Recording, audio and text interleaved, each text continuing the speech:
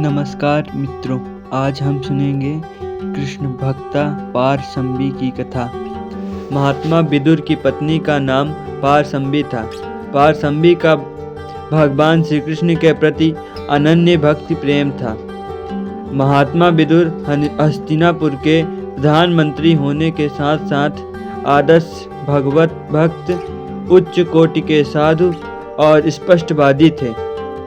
यही कारण था कि दुर्योधन उनसे सदा नाराज ही रहता था तथा समय अशमय उनकी निंदा करता रहता था। धृतराष्ट्र और भीष्म पितामह के अनन्य प्रेम की वजह से दुर्योधन के द्वारा किए जाने वाले अपमान को सहर्ष स्वीकार कर लेते थे। हस्तिनापुर के प्रधानमंत्री होने के बाद भी उनका रहन सहन एक संत की तरह था। श्री कृष्ण में इनकी अनुपम प्रीति थी। इनकी धर्मपत्नी पारसंबी भी परम साध्वी, त्याग मूर्ति तथा भगवत भक्तिमय थी। भगवान श्री कृष्ण जब दूत बनकर संधि प्रस्ताव लेकर हस्तिनापुर पधारे, तब दुर्योधन के प्रेम रहित महान स्वागत सत्कार किया। दुर्योधन द्वारा संधि प्रस्ताव को अस्वीकार करने के उपरांत दुर्योधन ने उन्हें रात्रि विश्राम और भोजन आदि करने को कहा। भाव रहित दुर्योधन का यह आतिथ्य श्री कृष्ण ने अस्वीकार कर दिया। कारण पूछने पर श्री कृष्ण ने कहा, दुर्योधन, किसी का आतिथ्य स्वीकार करने के 3 कारण होते हैं: भाव, प्रभाव और अभाव।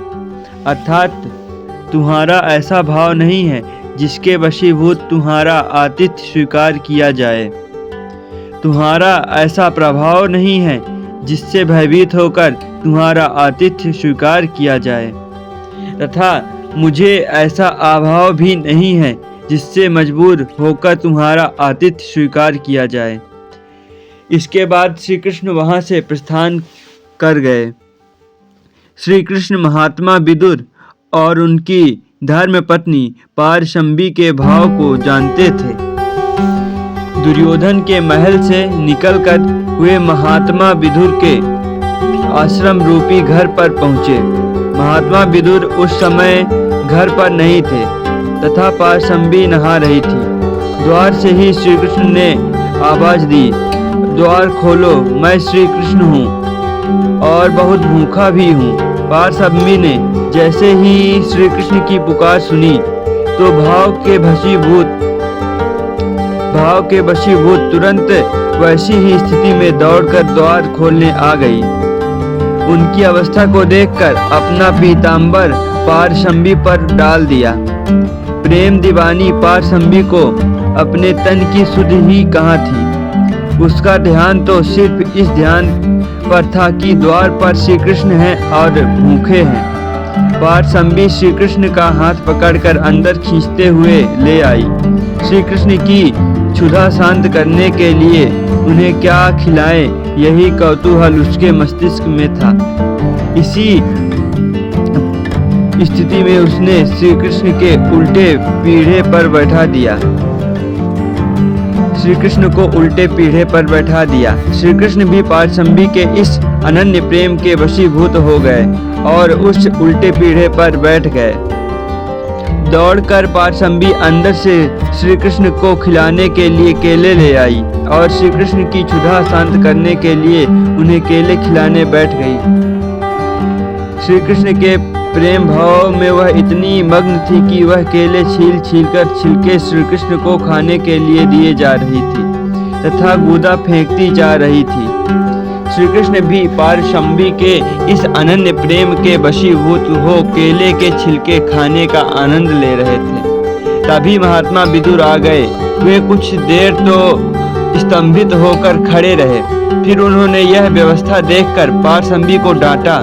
तब उन्हें होश आया और वह तत्पश्चात करने के बाद ही अपने मन की सरलता से श्री कृष्ण पर ही नाराज होकर उनको उलाहना देने लगी। छिलका दीन्हे श्याम कहाँ, भूली तन मन ज्ञान, खाए पर क्यों अपने, भूली गए क्यों भान। भगवान इस सरल वाणी पर हंस दिए। भगवान ने कहा, विदुर जी, आप बड़े बेसमय आए। मुझे बड़ा ही सुख मिल रहा था। मैं तो ऐसे ही भोजन के लिए सदा अतृप्त रहता हूँ। अब विदुर जी भगवान को केले का गूदा खिलाने लगे।